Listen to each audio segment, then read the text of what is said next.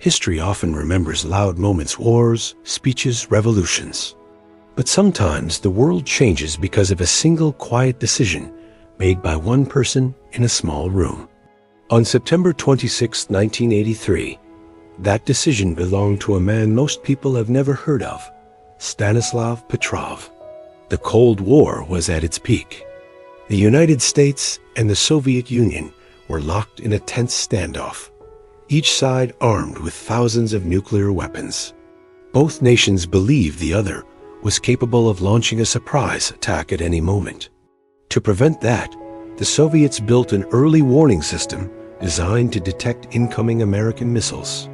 Petrov was the duty officer that night, sitting in a bunker outside Moscow, watching a screen that could decide the fate of humanity. Just after midnight, alarms suddenly blared. Red lights flashed. The system reported that a missile had been launched from the United States, then another, and 3 more. According to protocol, Petrov was supposed to report this to his superiors immediately. If confirmed, Soviet leaders would have only minutes to decide whether to launch a massive nuclear retaliation.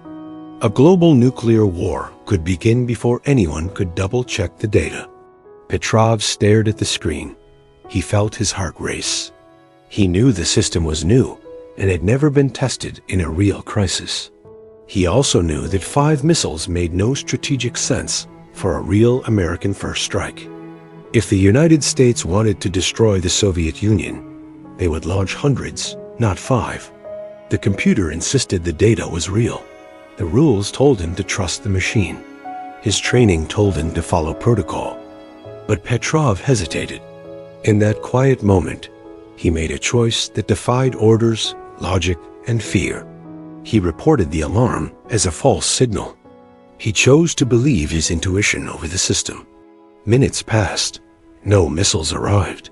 The alarm had been triggered by sunlight reflecting off clouds, confusing the satellites. Petrov's decision was never celebrated at the time. He was not rewarded. In fact, he was quietly reprimanded for not following procedure. The incident was classified for years, and the world never knew how close it had come to annihilation. If Petrov had followed protocol, Soviet leaders might have launched nuclear missiles toward the United States, triggering an unstoppable chain reaction that could have killed hundreds of millions, possibly billions, of people.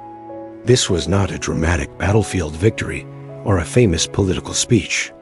It was a single man in a quiet bunker, choosing not to press a button. His decision did not create headlines. It created silence, and that silence saved the world.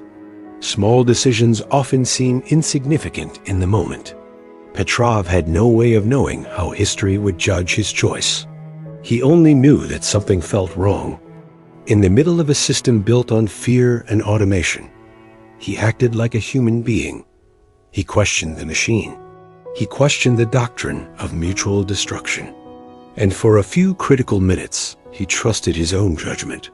The Cold War eventually ended. The world moved on. But that night in 1983 remains one of the closest calls in human history. A false alarm, a tense officer, a quiet decision. History books rarely focus on moments like this. They celebrate leaders and wars, not technicians and intuition. Yet without Petrov's hesitation, modern civilization might not exist as we know it. Cities, nations, and entire generations depended on a man who chose not to follow the rules. This story reveals something unsettling about history. The fate of billions can hinge on a single human being in an ordinary room, making an ordinary choice. Not every turning point is loud. Some are silent, invisible, and forgotten. And this was only one of many quiet decisions that shaped the world. Next, we will explore another moment that happened far from war rooms and missiles. In a small office where a piece of paper and a quiet signature reshaped borders and destinies. Like Petrov, the people involved had no idea their choice would ripple across decades. These moments remind us that history is not only written by generals and presidents, but by ordinary individuals who happen to stand at the crossroads of fate. Understanding these quiet decisions changes how we see the past. It shows that progress and disaster often begin in silence, with a thought, a doubt, or a hesitation that no one else ever witnesses. And those moments deserve to be remembered by us. Another quiet decision happened decades earlier, far from alarms and missiles, in a calm diplomatic office during World War I. In 1916, two men, Mark Sykes from Britain and François Georges-Picot from France, sat down to draw lines on a map of the Middle East.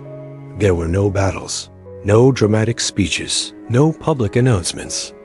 Just a map, pens, and an agreement that would quietly shape the future of an entire region. The Ottoman Empire was collapsing, and European powers were already planning what would happen next. Britain and France secretly negotiated how to divide the land once the war ended. The people who lived in those lands, Arabs, Kurds, Turks, and many other groups, were not invited to the meeting. They did not vote.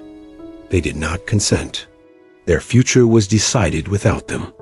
Sykes and Picot drew borders that made sense for European interests, not for the people who lived there.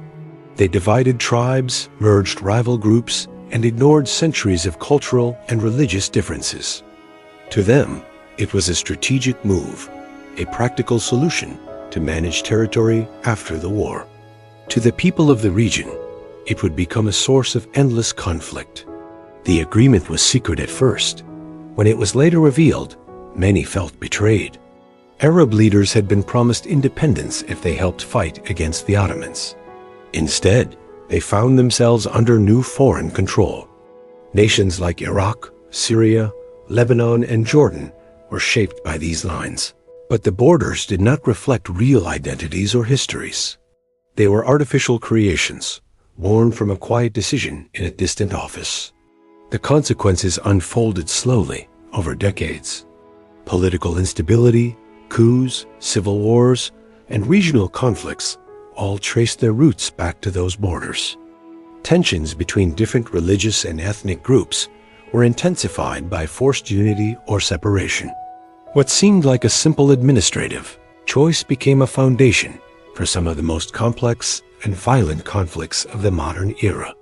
Sykes and Picot did not intend to create chaos. They were diplomats doing what they believed was necessary for their countries. But history does not always judge intentions. It judges outcomes. Their quiet signatures changed the map of the Middle East and influenced global politics for more than a century. This pattern repeats throughout history. Quiet decisions, made by people who never imagined their long-term impact, shaped the lives of millions. A single vote, a secret meeting, a hesitant officer, a signature on a piece of paper, these moments rarely make headlines, yet they steer the course of humanity. The idea that history is driven only by great leaders and dramatic events is misleading. Often, it is driven by ordinary individuals in ordinary rooms, making choices that seem small at the time. These decisions ripple outward, touching generations who will never know the names of the people who made them. Understanding these quiet moments changes how we view the world today. Borders, technologies, alliances, and conflicts often trace back to decisions made quietly, without public debate or historical recognition. The world you live in was shaped not only by wars and revolutions, but by silent meetings, cautious hesitations, and unnoticed choices. The next time you look at a map, read a news story, or study history, remember that behind every major event lies a chain of small, quiet decisions. Somewhere, someone once paused, hesitated, signed a document, or chose not to press a button. And in that moment, the world changed forever. History is not always loud. Sometimes it changes in silence.